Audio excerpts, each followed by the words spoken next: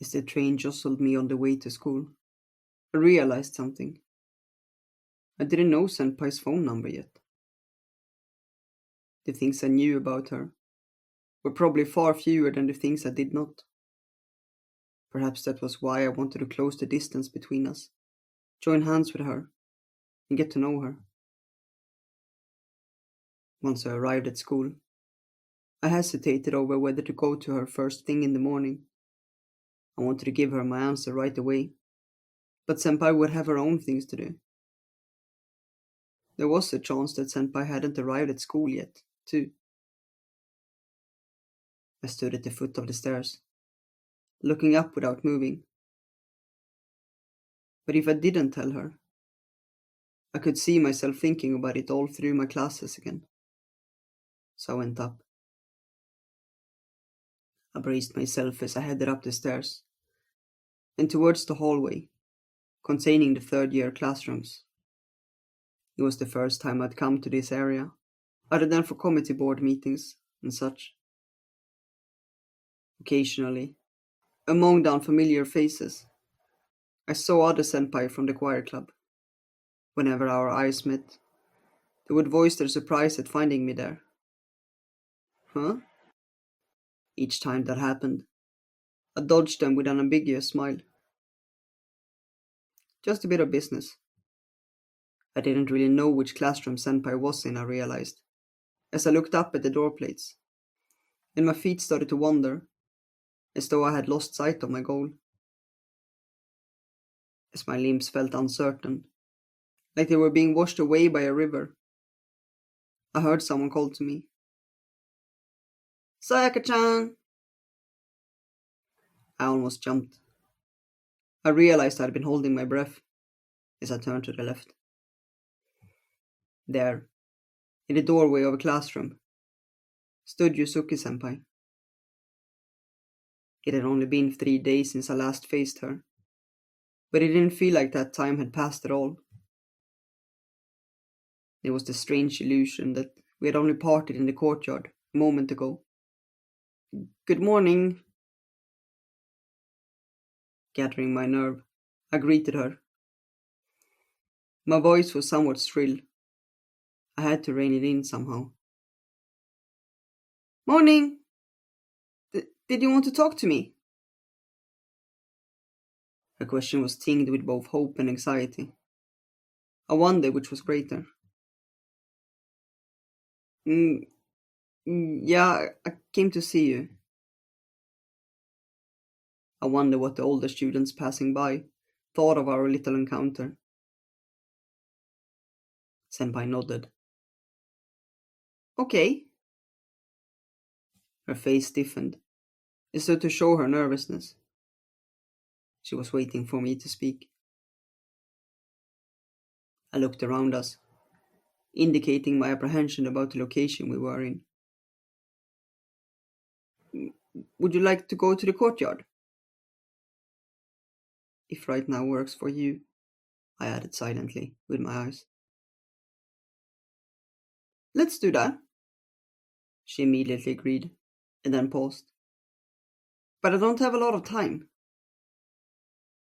Senpai turned to the classroom, evidently concerned about missing the beginning of class. It won't take long at all. It was a conversation I felt like I had had before. I walked to the courtyard with Senpai by my side, doing my best not to look at her. She was silent, too, though I occasionally felt her gaze. When we came into view of the outside scenery, Senpai stopped walking at my side and moved slightly behind me. Though I had never done anything in the courtyard until then, I wondered if it would become a place of memories for Senpai and me. As I walked through the brick-paved courtyard, my footsteps felt loud, running counter to my emotions. Senpai's footsteps seemed heavy, too, as she followed behind me. Of course, there was no one standing by the fountain in the courtyard this early in the morning. Regardless, it was still pleasantly filled with sunlight, and rustling leaves.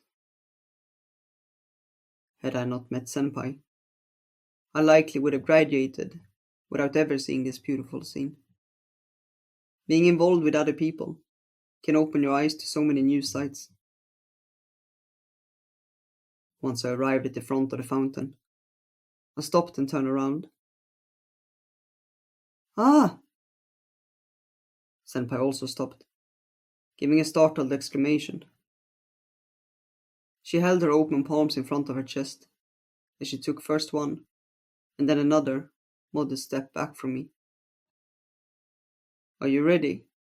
I asked. Just as Senpai had said, time was short. Neither of us had the luxury to prepare ourselves for this. Please, go ahead. Senpai straightened her posture and responded to my words, almost as though she were the underclassman. It was a little funny, which helped me relax just a bit. But there's something I want to be very clear about first. Yeah? Okay. I started with a strong opening, as though to establish that we were on different levels. It might not have affected Senpai though. She didn't have much of a reaction. I'm not sure whether I love you or not right now. Although I did think about it for a long time, I added. She nodded, somewhat apologetically. I'm sorry. I know you're busy now that you're president and all.